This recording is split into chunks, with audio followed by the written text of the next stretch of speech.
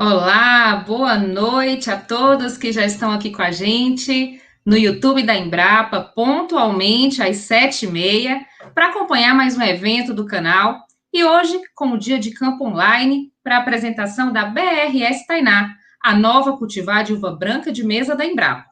Meu nome é Clarice, eu sou jornalista da Embrapa Semiárido, que fica em Petrolina, Pernambuco, e vou fazer a mediação, a condução dessa live. E para iniciar o nosso evento, estamos aqui com alguns convidados, o chefe-geral da Embrapa Semiárido, Dr. Pedro Gama, também temos os chefes adjuntos da Embrapa Semiárido, o Dr. Flávio França, chefe de pesquisa e desenvolvimento, doutora Lúcia Kiel, chefe adjunto de inovação, pesquisadora da Embrapa Semiárido e também a responsável pela condução dos trabalhos de melhoramento de uva na região, doutora Patrícia Coelho de Souza Leão.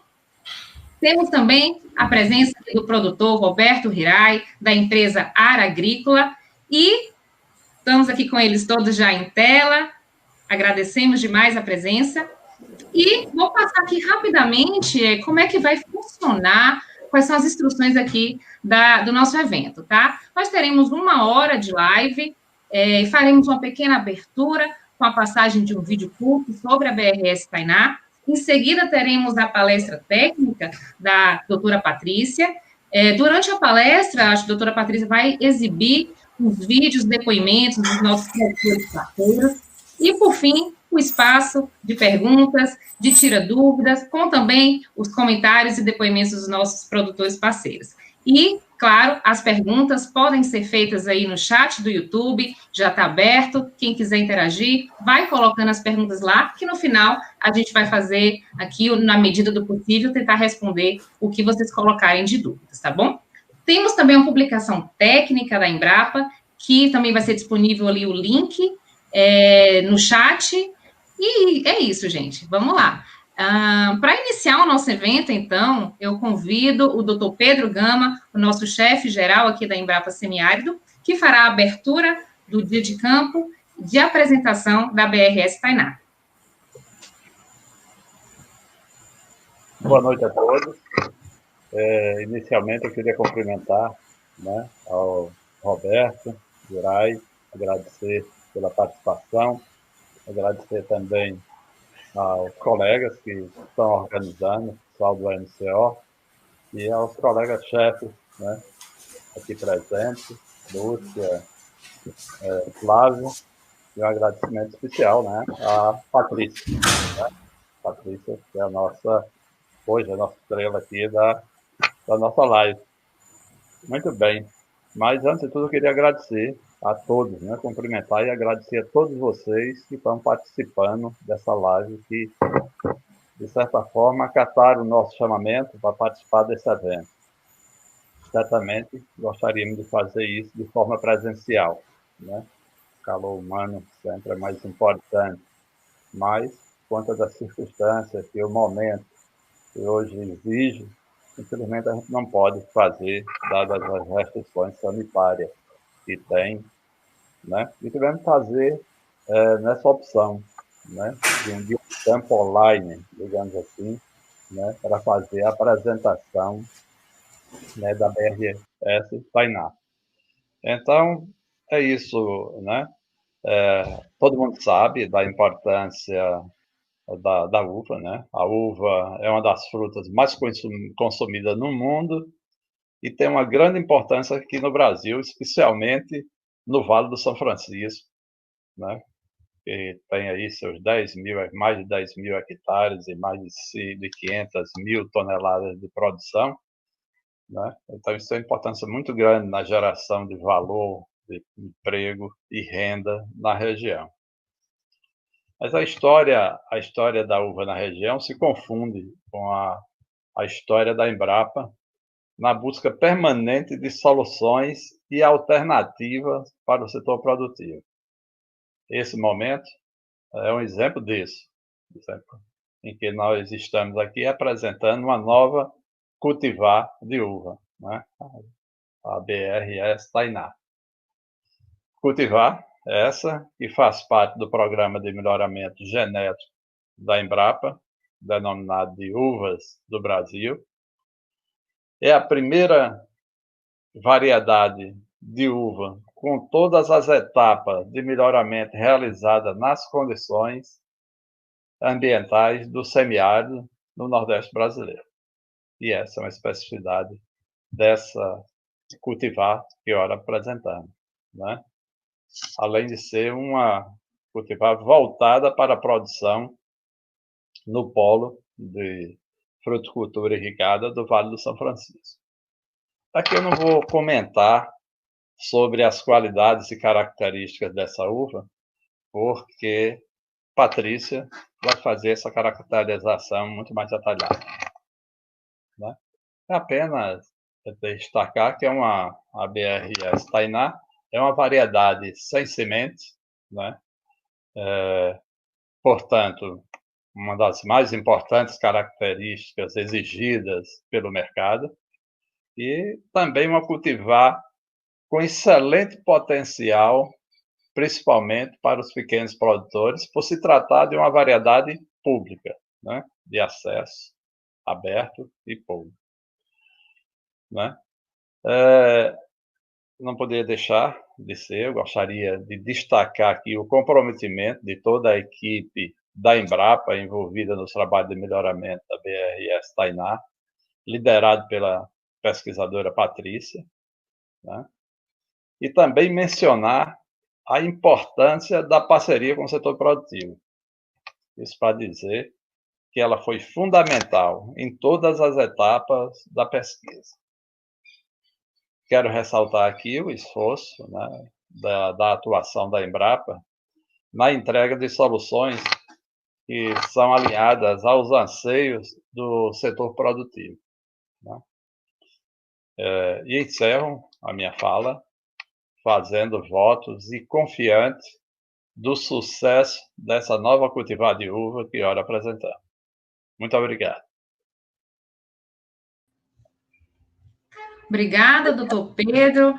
E para, então, a gente ver como é essa uva, ver essa uva no campo, estamos falando aqui de um dia de campo, nós preparamos um vídeo curto com as imagens da BRS Tainá no campo, diretamente na área do produtor. Então, vamos conferir esse vídeo.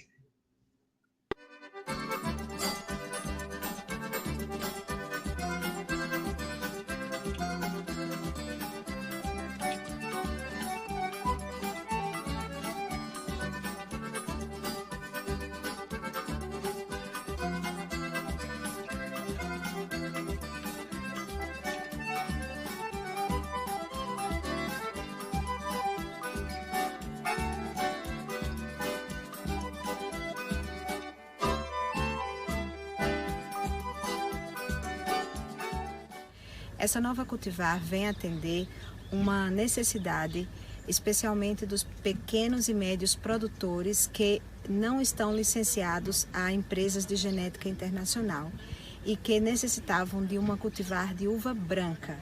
É uma cultivar que tem produtividade média por safra em torno de 25 toneladas por hectare. As características da uva são: o tamanho do cacho é um tamanho médio, cônico. As bagas são ovaladas, de tamanho médio, mas que podem atingir com reguladores de crescimento até 20 milímetros de diâmetro. Tem uma característica muito importante, que é a baga bem firme e crocante, com pele fina e traços minúsculos e imperceptíveis de sementes. Aqui, e é recomendada para cultivo aqui na região do Vale do São Francisco.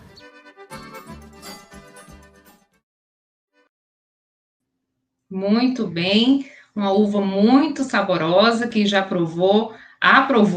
E eu convido agora a doutora Patrícia Coelho de Souza Leão para dar início à sua apresentação, à sua palestra técnica. Oi, Clarice. Oi, todo mundo. Boa noite, gente, a todos que nos assistem agora no canal do YouTube. 191 pessoas já conferindo aqui a nossa apresentação. Que coisa boa vocês estarem todos ligados aqui no nosso canal. Esse é um momento muito especial para toda a equipe da Embrapa. Da Embrapa, quando eu falo da Embrapa Semiárido e Embrapa Ovivinho, que estão envolvidos nesse projeto de melhoramento de videira aqui não apenas para o Vale do São Francisco, mas para todo o Brasil, né? E nesse caso específico aqui, para o Vale do São Francisco. Eu sou Patrícia Coelho de Souza Leão, sou pesquisadora aqui da Embrapa Semiárido e sou melhorista de videira, né, também, junto com a equipe da Embrapa Vivinho, nós trabalhamos no melhoramento de videira. Então, eu acho que a gente já pode iniciar com a apresentação. Hoje, o motivo que nos traz aqui nessa live hoje, né, a apresentação dessa cultivar, como vocês já ouviram falar, a nova cultivar de sementes de cor branca, BRS Tainá, para o submédio do Vale do São Francisco. Então, pode ir passando já os slides. Bem, eu vou colocar o óculos, tá, gente? Porque eu não estou realmente enxergando a tela. Eu tentei enxergar sem óculos, mas estou ficando cega. Bem, vamos falar um pouco, então, sobre a importância do Programa de Melhoramento Genético Uvas do Brasil. Esse é um programa de melhoramento genético da Embrapa que já trouxe inúmeras contribuições para a viticultura brasileira. As últimas delas, os últimos lançamentos com grande impacto na viticultura do Vale do São Francisco foram as cultivares BRS Vitória, BRS Isis e BRS Núbia, que têm trazido grandes benefícios para o setor produtivo aqui da nossa região. E ressaltar a necessidade do desenvolvimento de novas cultivares adaptadas ao Vale do São Francisco. Esta é a principal região produtora de uvas finas de mesa do país e é um setor produtivo altamente dinâmico. E com a introdução das cultivares internacionais, né, de empresas privadas de melhoramento, a gente sente ainda mais o quanto é importante ofertar novas cultivares, novas opções de cultivares para os produtores da região. Então, uma pergunta que é a título de curiosidade, né? Muitos têm essa curiosidade na escolha do nome das cultivares. Por que nós escolhemos BRS Tainá? Bem, vocês conhecem, produtores de uva, que as cultivares lançadas pela Embrapa, cultivares de videira lançadas pela Embrapa, tradicionalmente recebem nomes femininos. Isso já a longa data, né? Desde cultivares mais antigas recebem nomes femininos. Então, nós temos uma série de nomes femininos, BRS Vitória, BRS Isis, BRS Núbia, BRS Clara, Magna, Violeta, Carmen, Margot, ou seja, são inúmeros nomes femininos. Mas, diante de todos esses nomes, faltava um nome indígena, um nome para homenagear a população nativa do Brasil. Então, nós buscamos esse nome dentro de um conjunto de nomes indígenas e fizemos uma eleição de qual nome seria o mais bonito, mais apropriado, e a Tainá venceu o concurso. Então, esse é o objetivo, BRS Tainá, um nome feminino para homenagear a população indígena do nosso país. E, conforme o doutor Pedro já mencionou, essa cultivar traz a particularidade de ser a primeira cultivar de uvas sem sementes, como a gente está chamando, 100% nordestina da Embrapa. O que significa 100% nordestina? É a primeira cultivar lançada pelo Programa de Melhoramento Genético da Embrapa, que teve todas as suas etapas no processo de melhoramento realizados aqui nas condições do semiárido. Então, desde o pré-melhoramento, ou seja, a avaliação no banco do germoplasma e seleção de genitores, até a realização dos cruzamentos, todas as etapas no laboratório de biotecnologia, com resgate de embrião, e avaliação em campo, né? Seleção até teste de validação. Todas as etapas foram realizadas aqui na nossa região. Pode passar. A origem, então, da BRS Tainá foi um cruzamento realizado em 2004 em plantas do nosso banco ativo de germoplasma de videira, que se localiza no campo experimental de Mandacaru. O genitor feminino foi a cultivar Sugra One, que pertence à empresa Sunroad, é uma cultivar americana, né, dos Estados Unidos, e a Maru Seedless, é uma cultivar pública desenvolvida pelo CISIRO, na Austrália. Utilizamos como método de melhoramento o melhoramento clássico, por hibridação interespecífica, uma vez que a Maru Seedless é um híbrido, e entre 2 genitores de uvas sem sementes. Então, tanto o pai quanto a mãe, eles são sem sementes. Isso nos traz a necessidade de passar por uma etapa de biotecnologia com o resgate do embrião. Então, coletamos as sementes traço, levamos para resgatar o embrião aqui no laboratório de biotecnologia da Embrapa Semiárido. Qual foi o timeline, então, o histórico do desenvolvimento desta cultivar? Realizamos os cruzamentos e a etapa de resgate de embrião em 2004. Em 2006, o plantio em campo de uma mesma progênie com 9 indivíduos, ou seja, irmãos, né, desse mesmo cruzamento. Em 2009, 4 indivíduos dessa progênie foram selecionados e levados para ensaios com delineamento experimental. Então, nós iniciamos uma etapa a gente chama de um campo de seleção avançada, ou já com formato, com desenho experimental e comparando com a cultivar Sugrauano. Em 2015, então, selecionamos esses materiais, os melhores indivíduos dessa progênie, e iniciamos os testes de validação. Inicialmente, não tínhamos material vegetativo, gemas, para implantar vários campos. Então, implantamos apenas um teste de validação em uma única fazenda. A partir dos primeiros resultados nessa fazenda, nós ampliamos os testes de validação em outras 4 áreas de 4 parceiros. E, após esse período, que foi de 2015 até 2019, até o ano passado, então, tivemos os resultados desses testes, decidimos pelo lançamento da nova cultivar, e então, ano passado, 2009, solicitamos a proteção e o registro da cultivar BRS Tainá no Ministério da Agricultura.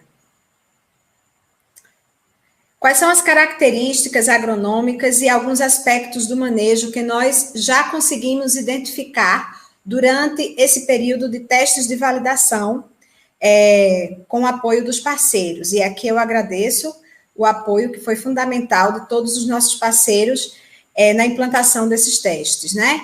Então, as plantas de BRS Tainá, ela tem vigor elevado. Isso já nos indica que alguns cuidados no manejo nós devemos ter para controlar esse vigor, como a questão da escolha de porta-enxertos com vigor mais moderado, evitando porta-enxertos muito vigorosos, como também o controle da água e especialmente dos nutrientes. Então, a questão tem que se ter bastante cuidado com a questão do excesso de matéria orgânica, do excesso de adubações nitrogenadas, repousos muito longos. Tudo isso aumenta bastante o vigor da variedade e pode trazer efeitos indesejáveis, por exemplo, na fertilidade de gemas. A fertilidade de gemas, ela é uma fertilidade intermediária. Ela não chega a ter uma fertilidade tão alta como a cultivar BRS Vitória, por exemplo. Então, nós temos entre 0,6 a 0,7 cachos por broto nas gemas basais, o que é uma característica interessante que essa fertilidade esteja localizada nas gemas basais, porque isso nos permite a realização de podas mais curtas. A produtividade nessas áreas de teste de validação esteve em torno de 25 toneladas por hectare safra, mas ainda acreditamos que podemos aumentar ainda essa produtividade fazendo os ajustes necessários no manejo. Os porta-enxertos avaliados até o momento e que se destacaram no desempenho agronômico da nova cultivar foram SO4, Paulsen 1103 e AC766.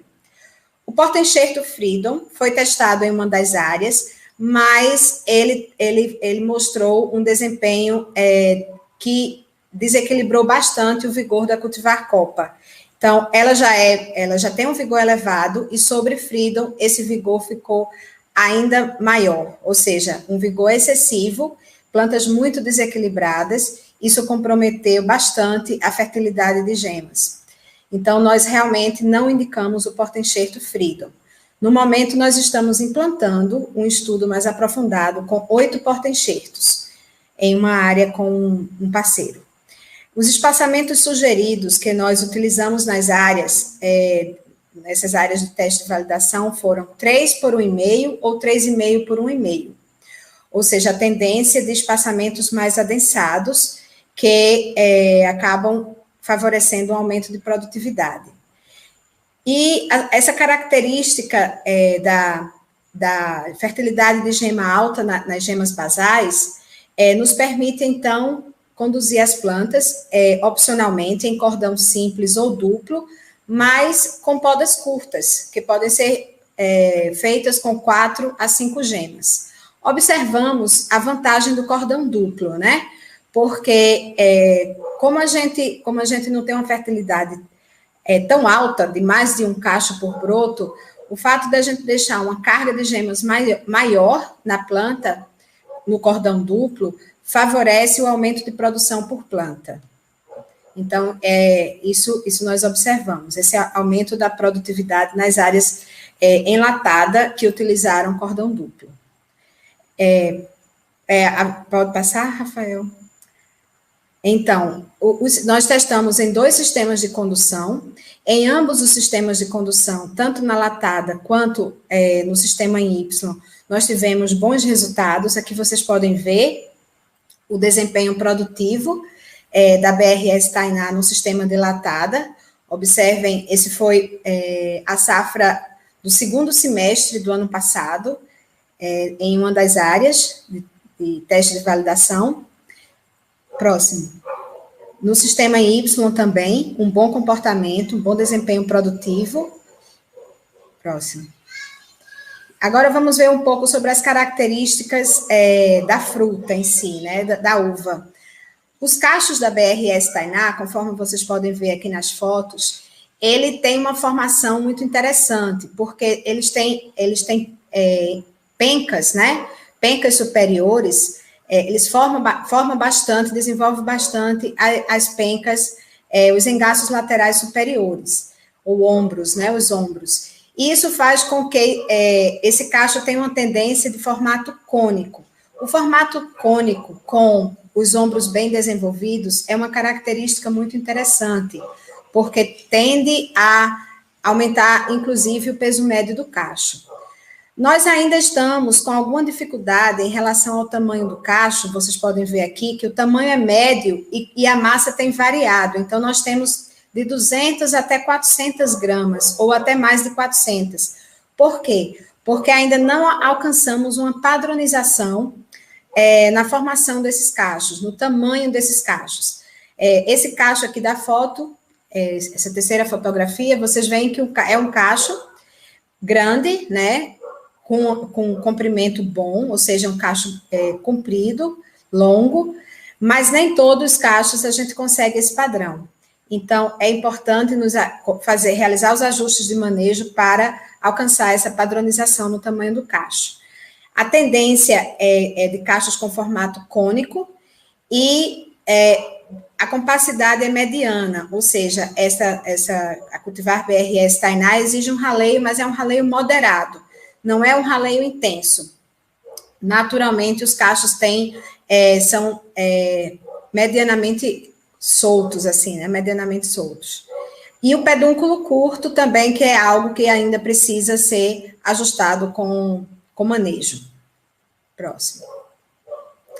Aqui as características das bagas. Então, a baga, ela tem uma forma elipsoide larga.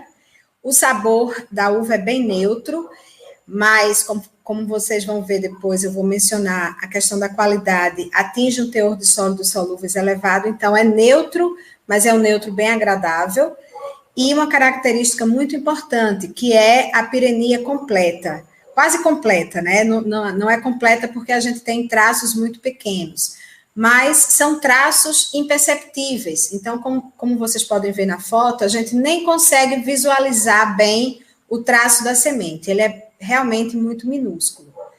O tamanho médio natural dessas bagas está em torno, isso em um dos experimentos que nós fizemos nesse período, o tamanho natural atingiu 24,6 milímetros de comprimento por 18,5 milímetros de diâmetro, ou seja, já é um tamanho natural da baga razoável, né? Mas, é claro, isso sem o uso de reguladores. Quando nós usamos ácido giberélico, esse tamanho passou a 26,2 milímetros de comprimento por 20,9 milímetros de diâmetro, com a aplicação de 0,5 miligramas por litro de ácido giberélico, numa primeira aplicação, aos 17 dias após a poda, e depois 30 miligramas por litro, parcelados em 4 aplicações, aos 5, depois mais 5, depois mais 10, depois mais 10 dias. Isso a partir da aplicação, da data da aplicação anterior, né? Então, foram 4 aplicações e a gente já conseguiu um resultado. Embora acreditemos que ainda podemos melhorar esse tamanho da baga, porque esses valores, esses melhores valores de tamanho que nós alcançamos, não houve diferença estatística significativa para a testemunha, ou seja, para as bagas sem tratamento. Então, a gente acredita e continuamos realizando esses testes com ácido giberélico e, inclusive, com citocininas também, e é um desafio aumentar o tamanho dessa baga. Próximo. Atributos de qualidade. Bem, vamos falar um pouco da qualidade da uva. A BRS Tainá, então, conforme vocês já puderam perceber pelas fotografias da uva, ela tem uma coloração amarelada da casca. Isso pode trazer algumas dificuldades, né? Porque realmente a uva de cor verde, quando a gente fala de uvas brancas, a uva que tem uma cor verde, ela tem menos problemas, principalmente na fase final, de maturação no campo e principalmente pós-colheita, porque a uva amarelada ela tende a manchar mais, principalmente no frio, durante o armazenamento refrigerado. Então, é um fator que a gente também possivelmente terá que utilizar algumas técnicas, como a cobertura com mantas têxteis ou o próprio sombreamento natural com a camada de folhas para proteger esses cachos da radiação solar e da exposição à luz do sol, né? Para tentar minimizar essa cor tão amarelada da baga. Tem um brilho mediano, a baixa pureza da cor, que é uma consequência da cera natural da baga. Uma característica muito importante da BRS Tainá é a sua alta firmeza e alta resistência da baga à compressão. Ou, usando um termo assim mais comum, a uva BRS Tainá, ela tem essa característica de ter uma consistência bem crocante. Quem provou a uva identifica bastante essa característica muito interessante no consumo in natura, que é a baga crocante, né? Tem baixa acidez titulável, entre 0,47% a 0,54% de ácido tartárico, e um teor elevado de sólidos solúveis, que atingiu em torno de 19 Grau-Brix. A gente recomenda que seja colhida entre 17 até 19 Grau-Brix, para que acentue o sabor mais agradável da uva. E teor de polifenóis que podem atingiram, né, até cerca de 105 miligramas por 100 gramas de fruto.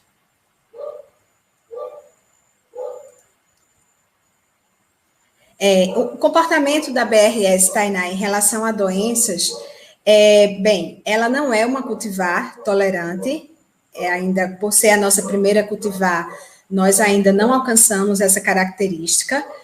Primeira cultivar aqui na região, né, gente? Vamos destacar bem isso. Nossa primeira cultivar desenvolvida aqui pela Embrapa Semiárido. Então, ela é suscetível ao cancro bacteriano, ao míldio e ao oídio, mas durante esse período dos testes de validação, durante esses mais de 4 anos, não foi observada a incidência de ferrugem. Então, nós acreditamos que ela não seja suscetível à ferrugem, né? Porque, inclusive, nesse último ano, foi um ano muito chuvoso, né? Nesses 2 últimos anos, especialmente esse ano de 2020, e nós não percebemos a incidência de ferrugem no campo. No momento, nós estamos conduzindo, então, os estudos, a doutora Angélica está conduzindo esses estudos para determinar o grau de suscetibilidade a esses patógenos, ou seja, qual o grau de suscetibilidade ao cancro, ao míldio e ao oídio. Próximo. Bem, já perto de concluir a nossa apresentação, nós temos inúmeros desafios tecnológicos, né?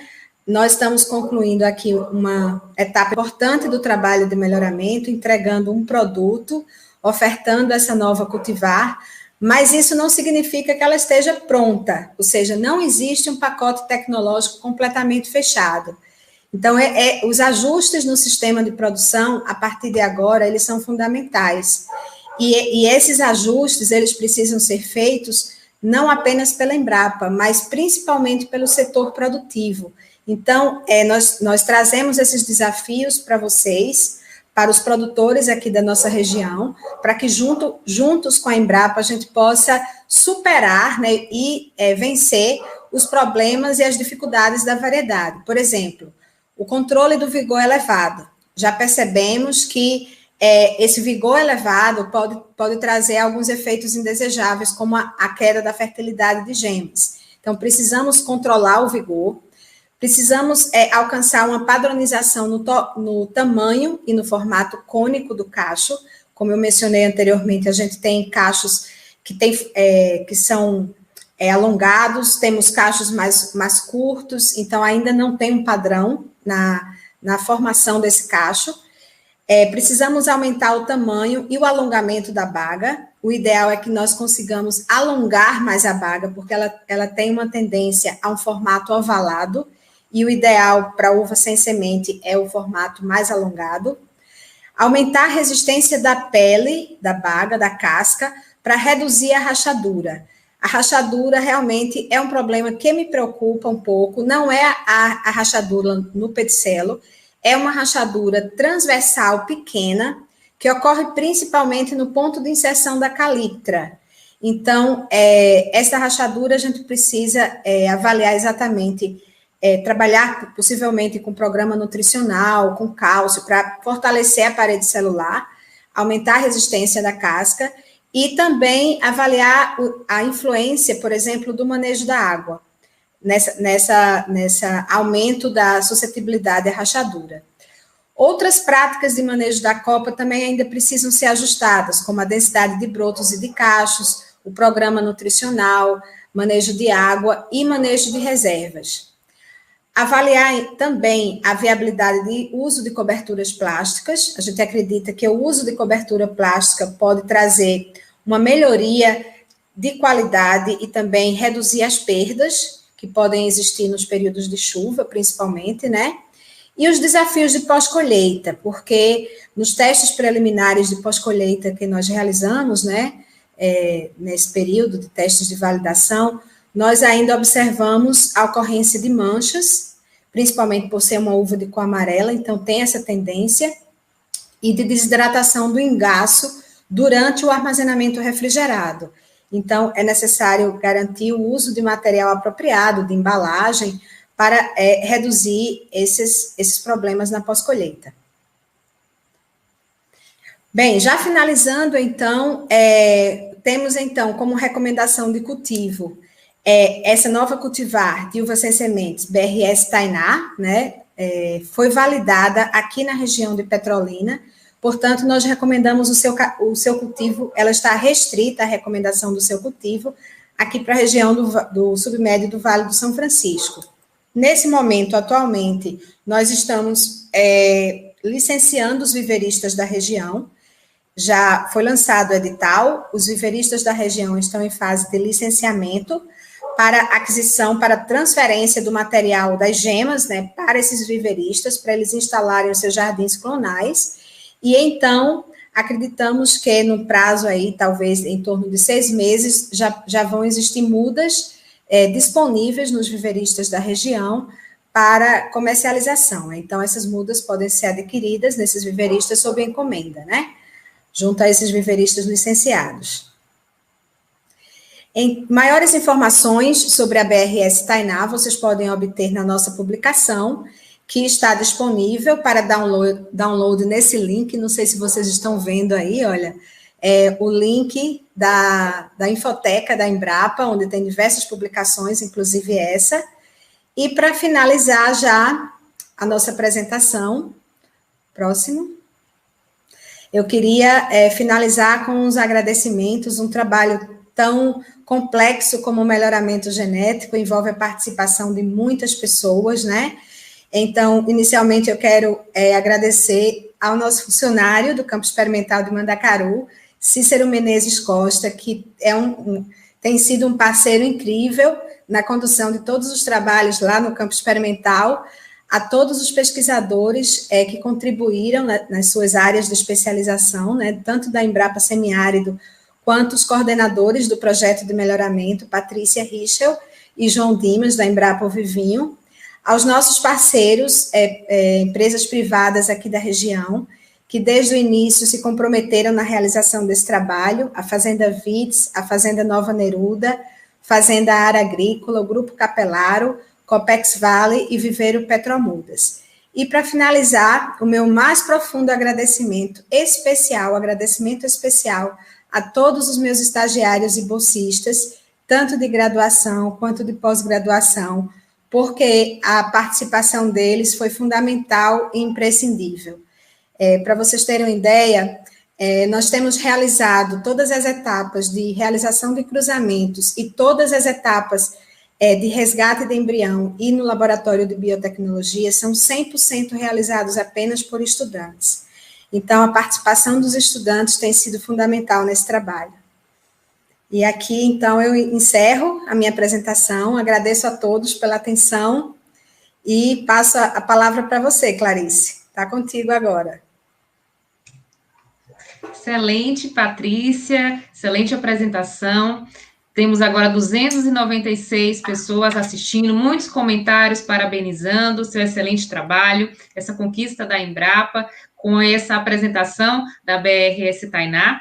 E agora, na verdade, vamos passar, né? Nós temos um vídeo depoimento dos produtores parceiros que têm a BRS Tainá nas suas áreas experimentais. E a gente vai passar agora um vídeo também curto, com o depoimento de 2 desses parceiros.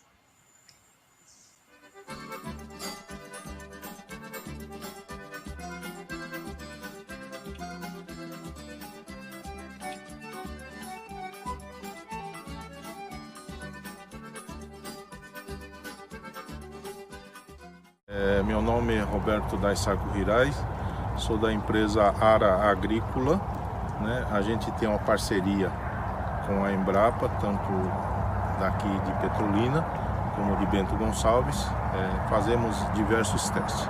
E nesse momento me pediram para falar sobre a variedade Tainá, né? A BRS Tainá.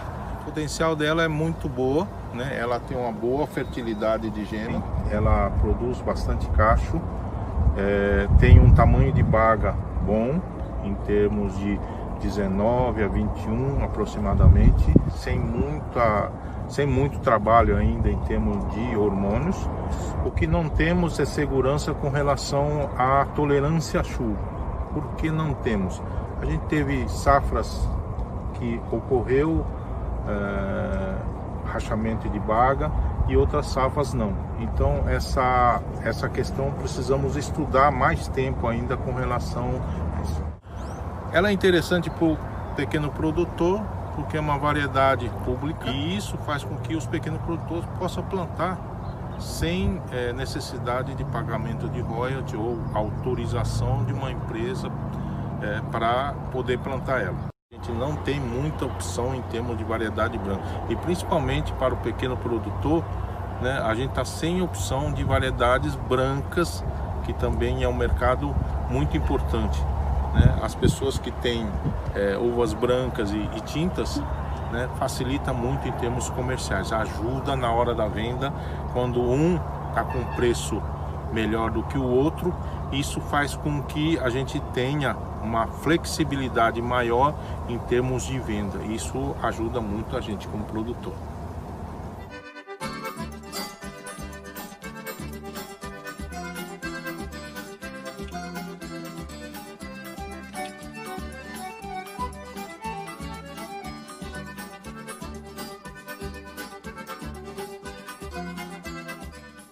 Olá pessoal, meu nome é Renato, sou sócio-diretor aqui da empresa Nova Neruda em Pernambuco, Petrolina, e hoje a gente está aqui numa área de teste da nossa empresa, onde a gente testa variedades da Embrapa e de outros parceiros para apresentar os resultados da BRS Tainá, que foi plantada aqui no ano passado e está tendo a sua primeira safra agora. A BRS Tainá, uma variedade branca, sem semente, nos aparenta ter um potencial produtivo interessante, em torno de talvez 20 toneladas nessa primeira safra. A gente teve uma dificuldade de formação, porque foi um ano bastante chuvoso aqui na nossa região. Então, ela ter esse potencial após uma formação difícil é um ponto bastante positivo. É uma variedade de sabor um pouco mais neutro, então ela tem uma acidez muito baixa, mas ela traz ao produtor da nossa região a possibilidade, abre um mercado de plantar uma variedade sem semente branca, que antes ficava restrito àqueles produtores que conseguiam licenças de laboratórios de fora do país.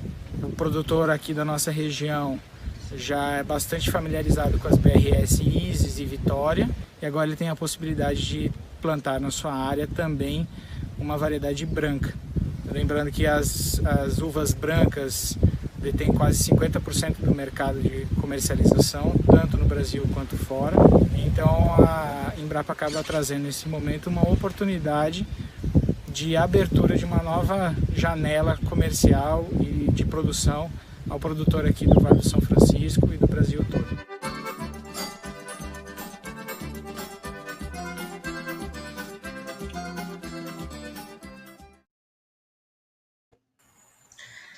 E o doutor Roberto Hirai está aqui com a gente também e convidamos para que ele possa dar o seu depoimento, sua opinião sobre a BRS Tainá.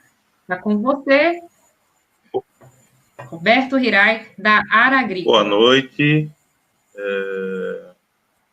agradeço pelo convite. Para falar um pouquinho sobre a BRS Tainá, creio que, em primeiro lugar, é porque é uma variedade brasileira, né?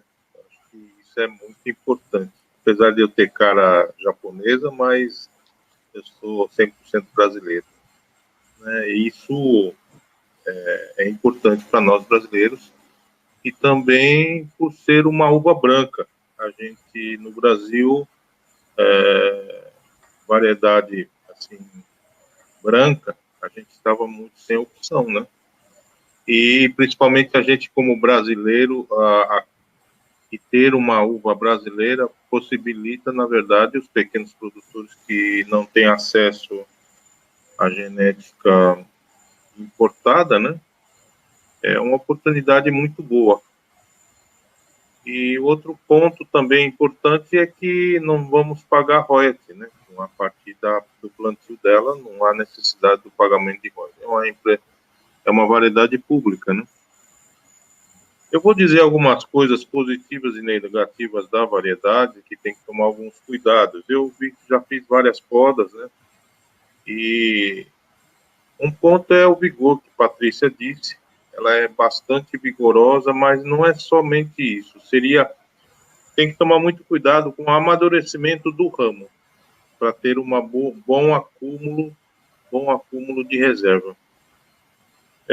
Porque no momento que poda, por ela ter bastante vigor, se não controlar na época do repouso, ela rebrotar, essas coisas todas, que tem facilidade de rebrotar devido ela tem uma maturação do ramo, é um ramo mais mole, né, e maturação mais lento. Então, também, devido a essa característica de jovialidade, ela tem uma tendência maior de rebrotar no repouso.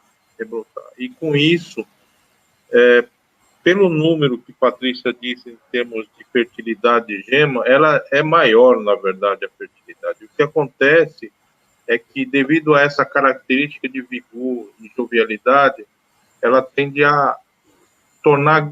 O cacho aparece no momento que brota e desaparece, torna-se gavinha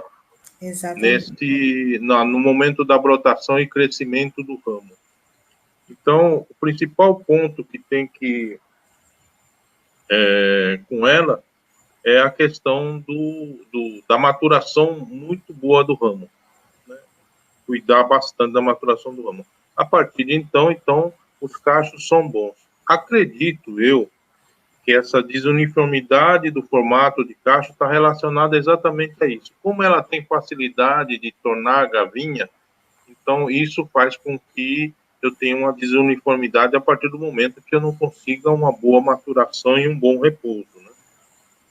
Um outro ponto que eu vejo dela, tem que tomar muito cuidado com a calipta, porque o rachamento dela, mesmo na chuva, ela não é aquela rachadura que dá no pedicelo, aquela meia-lua que a gente chama, que é muito característico da chuva.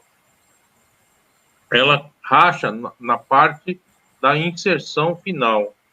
E ela está no período que acontece umidade alta, não é nem chuva, mas a umidade tão alta, ela tem dificuldade de cair a calipta. Como muitas outras variedades têm dificuldade de derrubar a calipta, né? E nesse ponto é que ela fica, tem pequenas cicatrizes.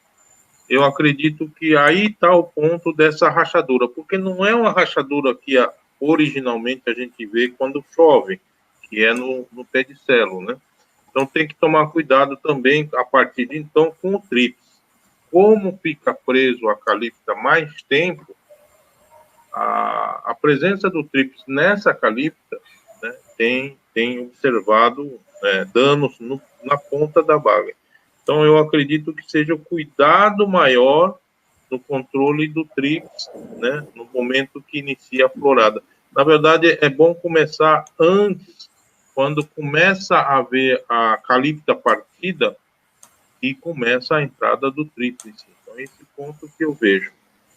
Então, é uma variedade que a gente vai continuar testando, né, a gente tem a área de teste, vai continuar testando, né, principalmente para a gente é muito importante essa questão de não rachar, de ter tolerância à chuva, de não rachar, porque o nosso programa é um programa para produzir o ano todo. A área agrícola está intensificando a produção do ano todo, né? Então, a gente vai continuar testando, já comentei com o Patrício que a gente vai testando direto, porque é vantagem a gente não tá questão porque o royalty é um custo, faz parte do custo de produção, e não ter isso é uma vantagem para a gente.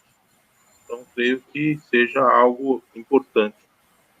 E uma coisa importante também é que a Embrapa, que está se dedicando à variedade, creio que, pelo que eu conversei com Patrícia, ela tem se dedicado a outros cruzamentos, trabalhando em cima de variedades que provavelmente virão pela frente, que será importante do nosso desenvolvimento aqui na região, né? Bom, agradeço, né? Muito obrigado, e é isso. Uma coisa importante, a baga é bem crocante, viu? É bem crocante, o brix dela não é difícil, né? Ela tem uma facilidade em termos de brix, eu não vejo problema nenhum em termos de brix. É isso. Obrigado. Muito obrigada, Roberto. Obrigada, doutor Roberto. Importante essa opinião, esse feedback, né, Patrícia, do produtor, porque o melhoramento, ele não parou agora, não é, com a apresentação e lançamento, ele está sempre melhorando, a Embrapa está sempre buscando melhorar seus materiais. Muito obrigada, doutor Roberto, aí, por dar sua opinião, seu feedback. E agora a gente vai iniciar, então, aqui a parte das perguntas, temos muitas perguntas, e eu acho que a principal que todo mundo está querendo saber, que é em relação à produção de mudas, né? E para falar um pouco sobre essa questão, né, do licenciamento, da produção de mudas, viveristas, eu vou até convidar o nosso colega da Embrapa, o Rodrigo Flores, que ele já está aqui também com a gente na sala, que ele é gestor de ativos da Embrapa, e ele vai explicar um pouco como é que está esse processo. Pode estar contigo, Rodrigo. Boa noite, Clarice. Boa noite, Patrícia, Roberto. Boa noite, Rodrigo.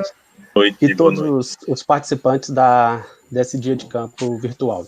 Tá, a primeira, explicando o seguinte, como a Patrícia já falou, já foram feito o processo de licenciamento, né, de seleção de viveristas, foram selecionados até o momento 3 viveristas aqui na região, a Petromudas, a RKF e o Haroldo, que é da São Francisco. Então, esses 3 viveristas já estão em processo de conclusão do contrato, né, de formalização do contrato para aquisição das mudas do material propagativo.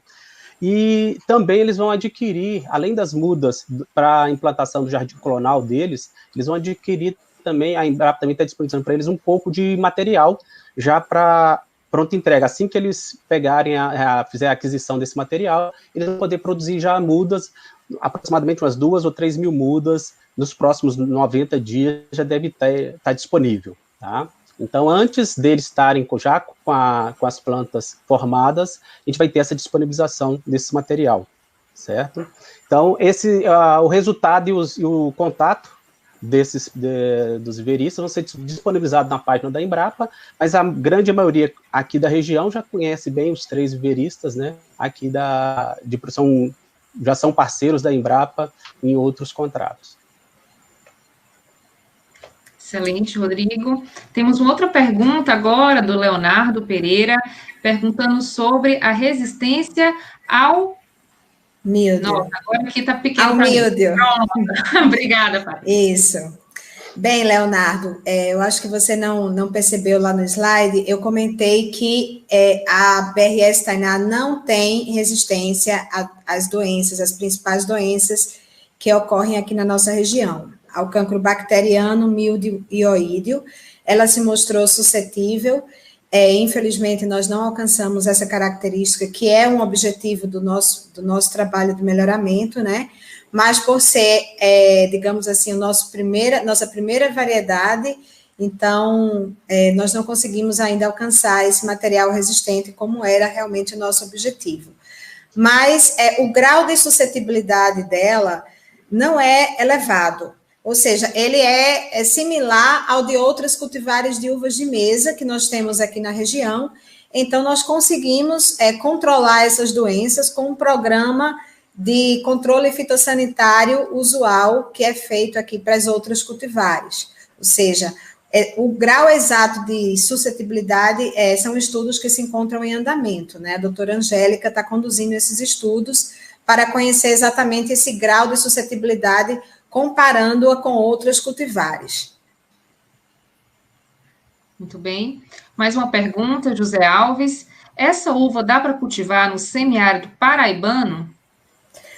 Bem, veja só, inicialmente a recomendação que nós estamos fazendo é a nossa região aqui, né, no semiárido aqui do Vale do São Francisco, porque foi aqui que nós testamos.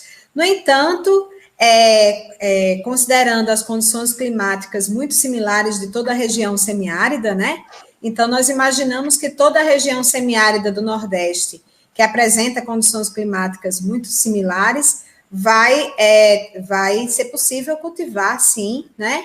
Mas é importante se fazer testes de validação e adaptação da cultivar nos diferentes ambientes para que a gente conheça melhor o comportamento em outras regiões também. Ok. Mais uma pergunta. Carlos Souza.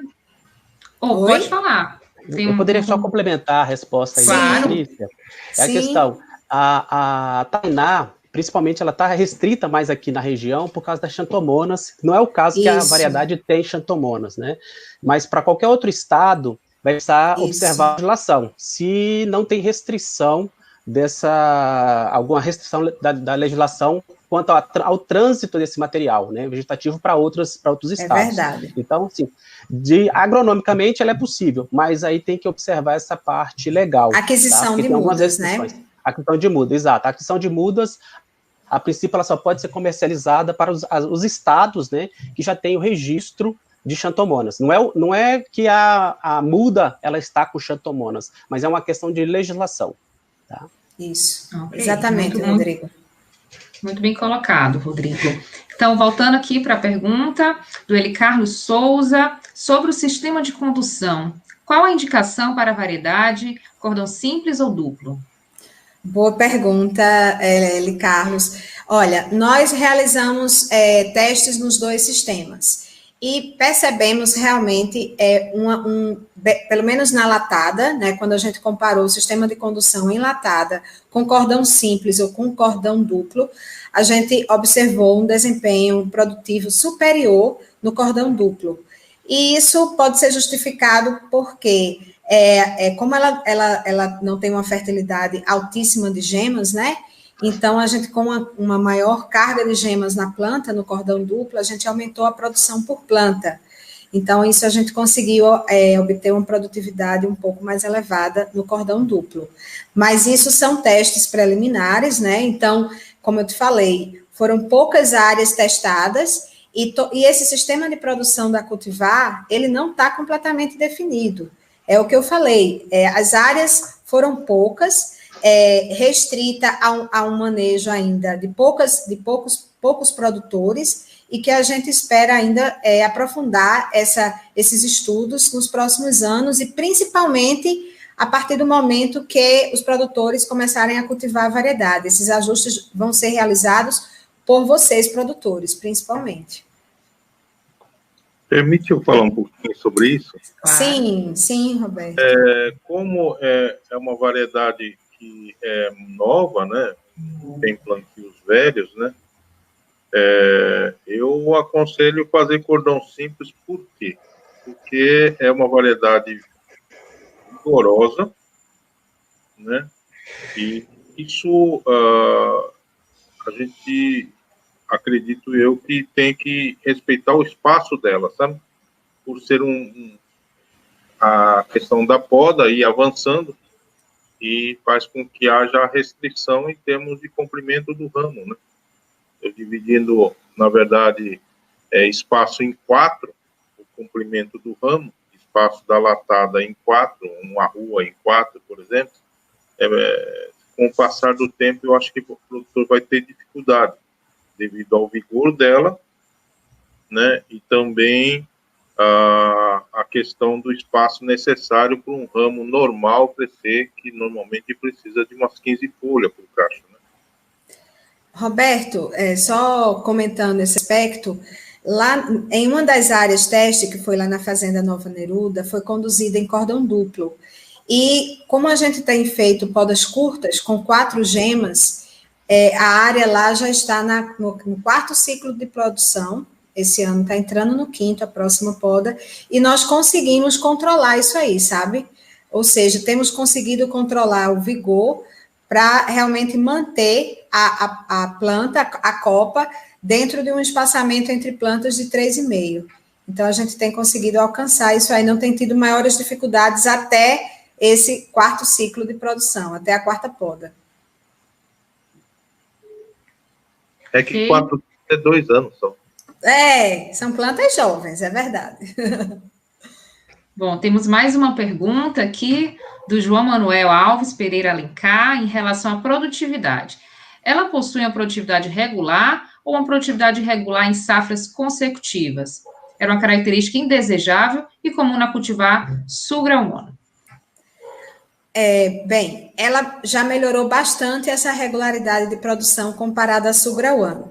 Mas a gente ainda observa, né, porque como a gente já mencionou, as plantas ainda são jovens. Durante esse período de teste de validação, nós tivemos, praticamente foram 4 safras apenas, e algumas dessas safras foi bastante prejudicada pela chuva. Pelo menos 2 safras, nós tivemos um prejuízo causado pela chuva, que, conforme o Roberto mencionou, ela teve essa dificuldade de filagem, ou seja, transformação de gemas frutíferas, ou seja, cachos em gavinhas. Então, a videira saía com uma fertilidade muito alta, até nessa safra, essas imagens que vocês viram aí.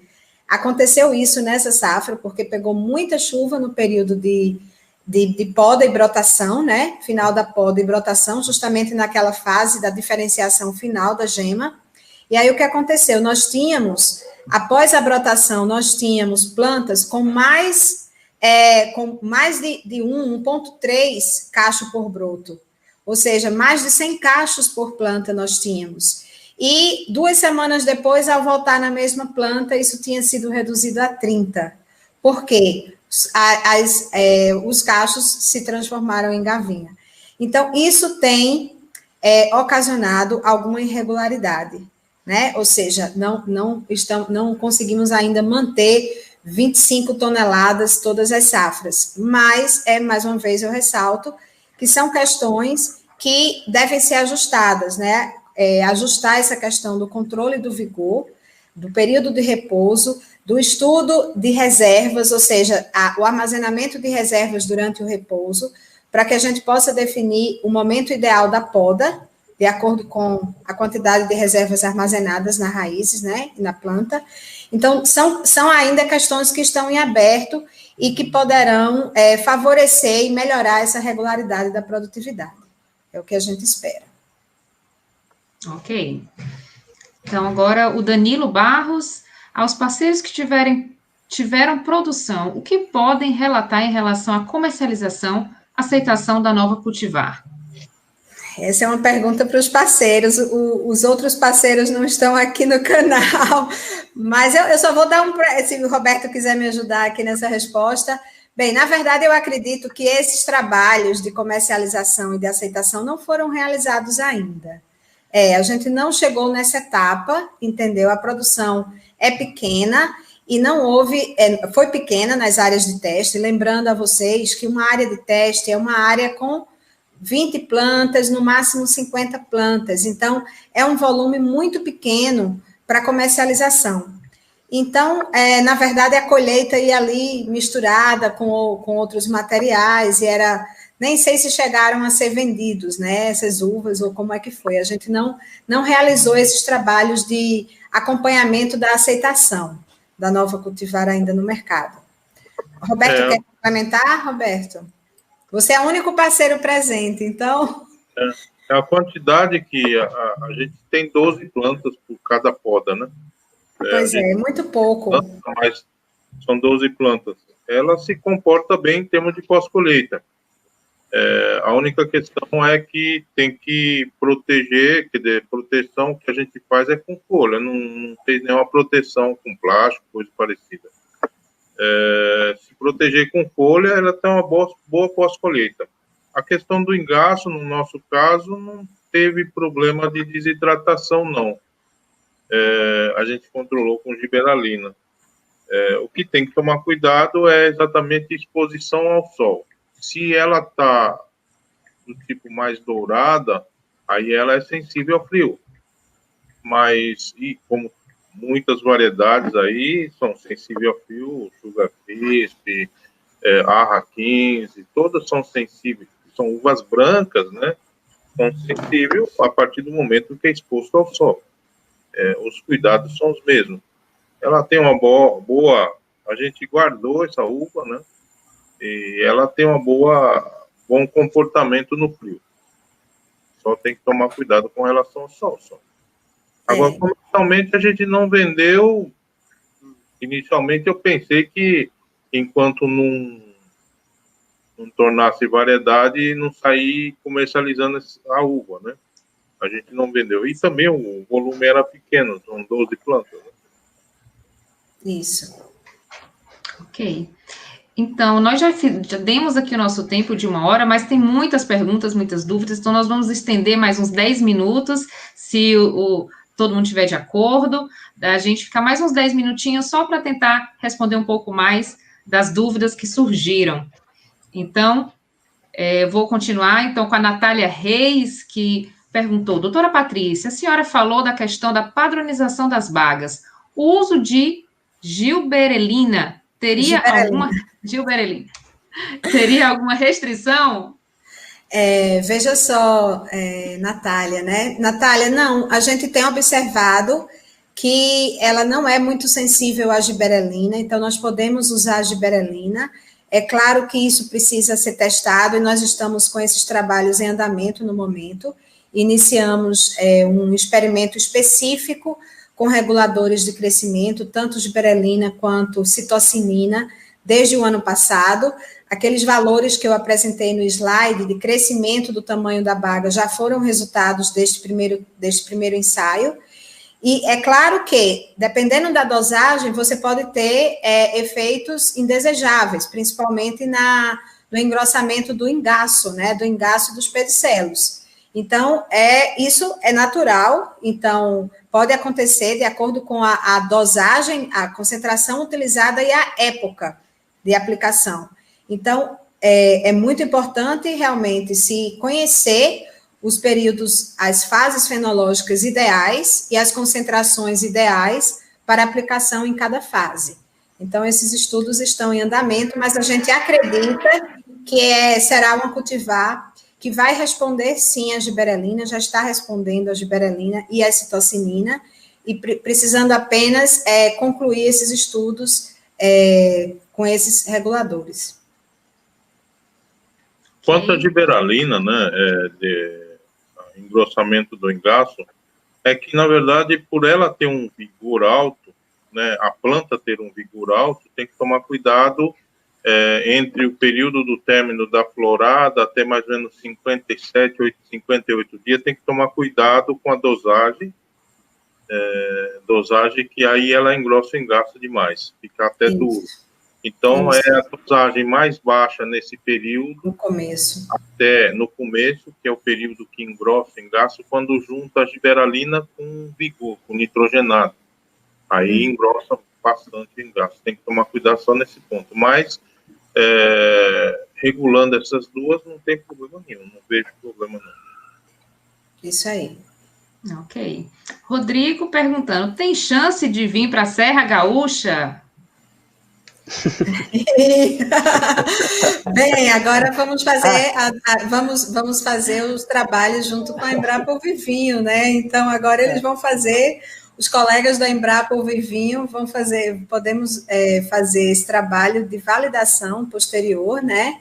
Lá na região do Rio Grande do Sul, e aí, claro, o mesmo processo, as variedades produzidas, desenvolvidas pela Embrapa Uvivinho, lá no Rio Grande do Sul e em Jales, são validadas aqui, e essa poderá ser validada lá também, mas no momento não, porque a gente não validou esse material em outras regiões do país. E também tem a questão que o Rodrigo já falou, vocês, produtores de outras regiões do país, não podem adquirir mudas dos viveristas aqui da região pela questão da legislação do Ministério da Agricultura, né, em relação às xanthomonas campestres. Então, tem essas duas limitações no momento para a produção em outras regiões, inclusive na Serra Gaúcha. Isso não impede de futuramente a gente superar essas dificuldades agora, esses problemas agora. Então, seguindo aqui com as perguntas, as dúvidas, estamos agora com 249 pessoas ainda ligadas aqui. Eu sei que esse horário já é um horário que o pessoal já começa a cansar, mas ainda bastante público interessado na BRS Tainá. E o Adilson Nunes perguntou, boa noite, qual porta-enxerto foi melhor testado para essa variedade? Olha, Adilson, na verdade, nós não realizamos ainda um estudo, uma pesquisa específica com porta-enxertos. É importante que esse trabalho de pesquisa com delineamento experimental, uma análise estatística seja feito. Nós estamos implantando esse experimento nesse momento, né, e iremos estudar 8 porta-enxertos diferentes nesse estudo.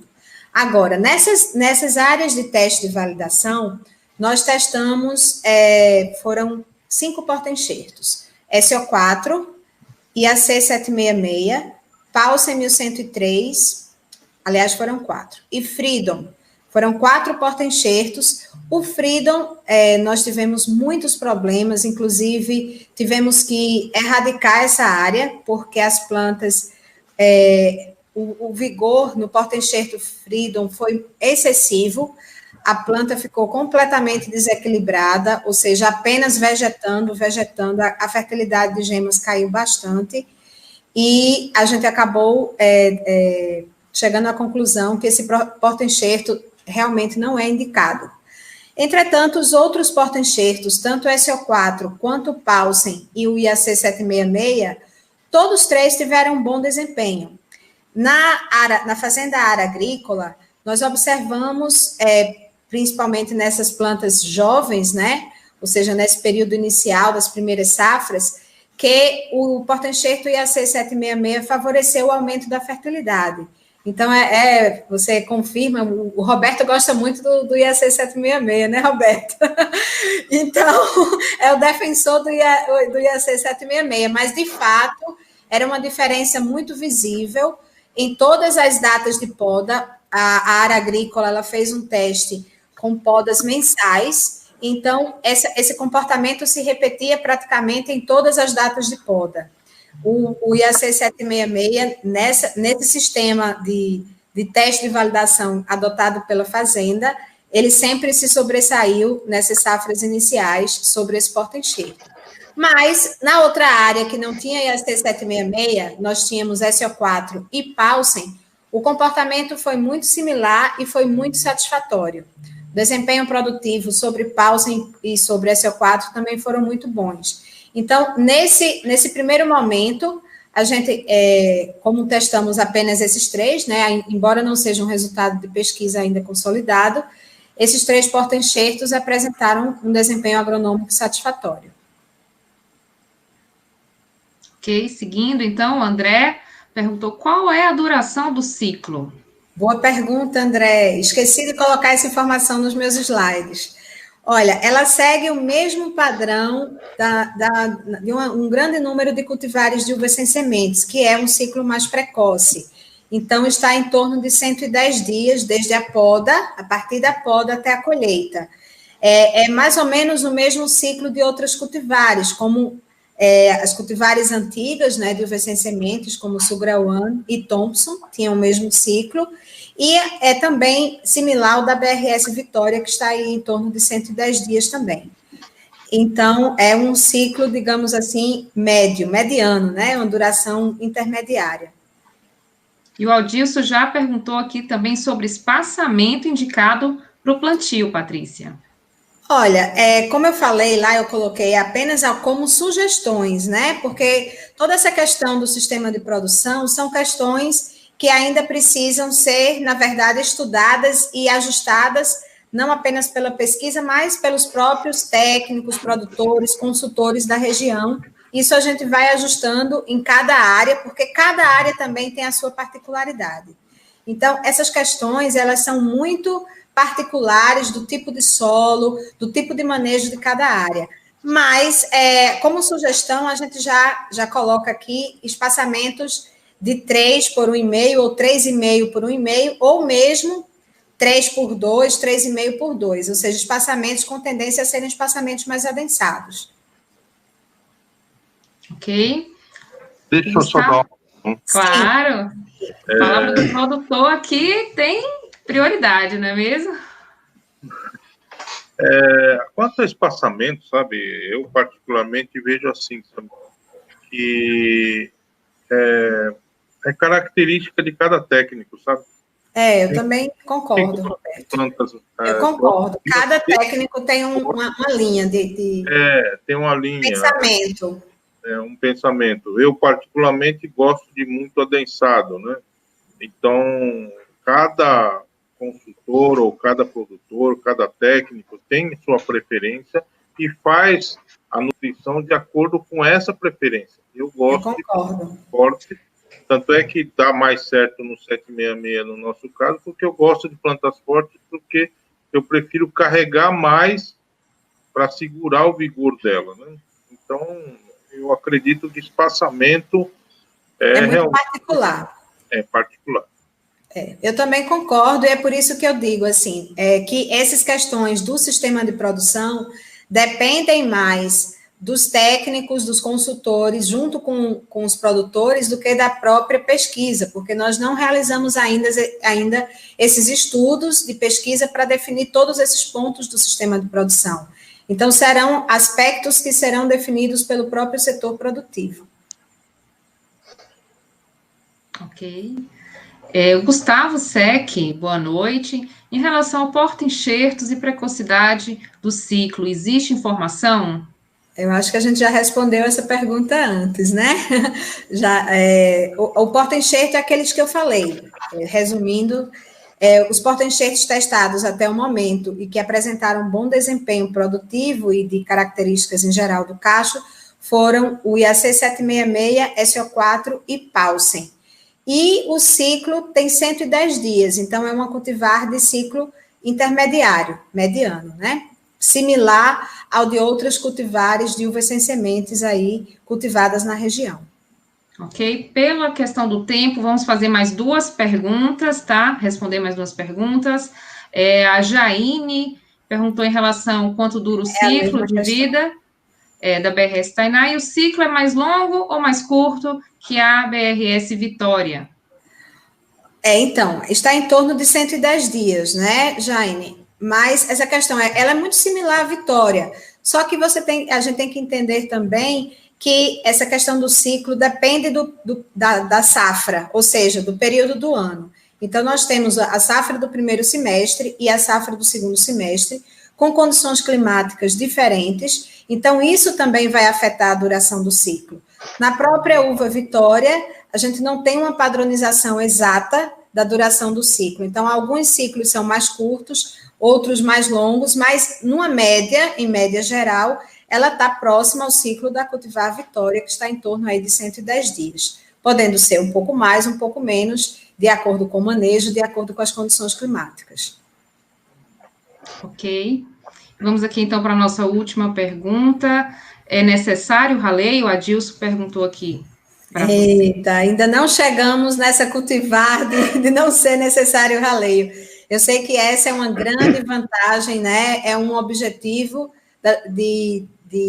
do melhoramento genético, né? Desenvolver uma cultivar que dispense completamente o raleio, mas ainda não conseguimos chegar nesse ponto.